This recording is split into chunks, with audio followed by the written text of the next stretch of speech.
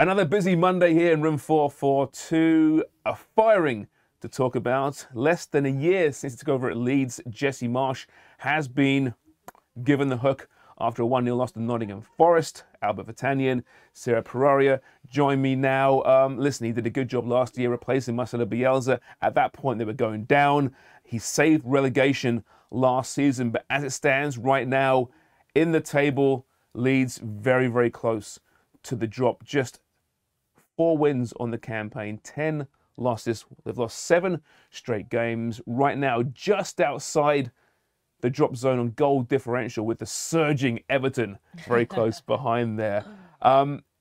Listen, is it premature, Albert, or was this necessary given the form? At some point you can say, yeah, they're playing really good football, they're being really unfortunate, but they're still losing games week after week, it seems. No, I think it should have happened sooner. I never liked the appointment from the beginning. I mean, when he came from his last club, RB Leipzig, he was only in charge for 20 games and then got the sack, after Nagelsmann. It's a tough job to take over, but the way it works in Germany, once you get into that system with Red Bull, you go from Salzburg to Leipzig and so on and so forth. So I understand that type of progression. But for Leeds at the time, he's not the manager that they needed. Credit to him for keeping them in the league.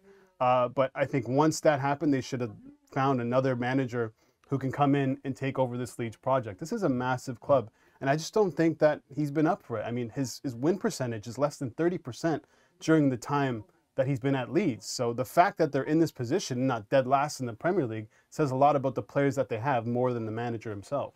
But he was given the window to bring new players in. In comes Weston McKennie, for example. He brings in the most impactful transfer, James. Weston McKennie, yes, that's right. According to Mikey Singh, yeah. Well, given time, maybe it would have been, right? Yeah. Or maybe it wasn't impactful because he got him fired, right? McKennie wasn't great on the weekend in his debut when he came on there.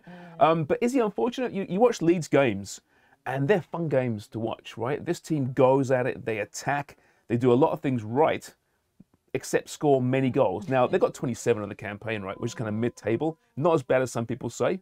But, I mean, I do have a little sympathy for Jesse Marsch. He tried to do it the right way. Yeah, not Albert, who's been thinking he's going to be sacked for, the last 3 months or so. But, I mean, they're fun games to watch, but they're not getting the job done. And at the end of the day, you need to get the job done. Because, like you said, they're sitting right above relegation. We're past the halfway point now. What more do you want, upstairs of Leeds to do? I think it's a bit unfortunate because there was a likable aspect to Marsch and, the team itself with Leeds. Like you said, a fun team, but they're not getting it done. I had to expect this was coming, especially as of late. You know what? He's a great motivator.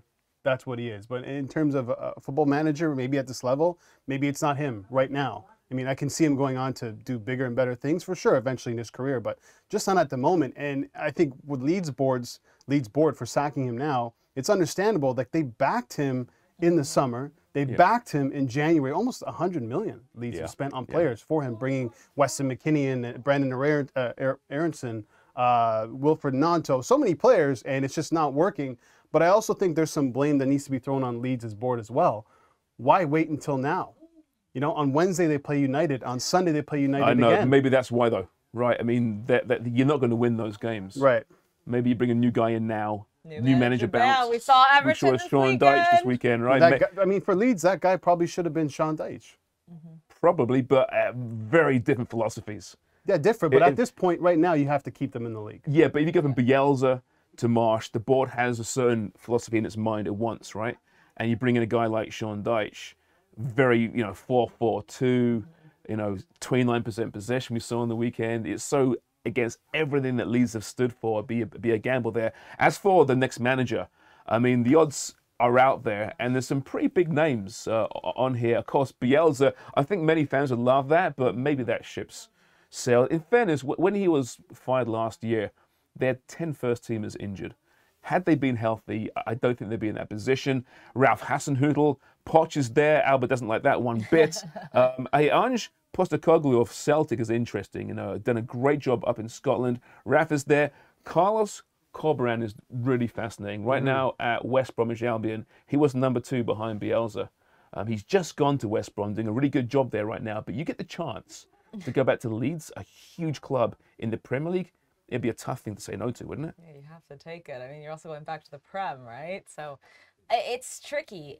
It's one of those. I mean, I'm really not sure who's going to take the next role. And there's so many. I mean, I also was thinking, what about Gallardo? He's been looking for a job. He's up there as well. On the odds, And Nuno as well. Like, there's so many guys that I keep forgetting are not coaching that I'm like, oh my God, maybe him. I can't put my finger on this one. I think Corberán is definitely the guy. And he was the under-23 coach for Leeds. He was Bielsa's right-hand man when they got promoted into the Premier League, but then left because he wanted to be the guy. He wanted to be a head coach himself.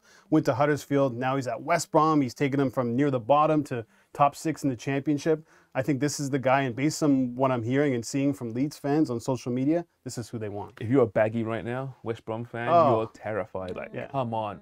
But this happens in the championship all the time, right? It does. It does, yeah. Well, we'll wait and see. It should be a fascinating week in the world of hirings and firings across football.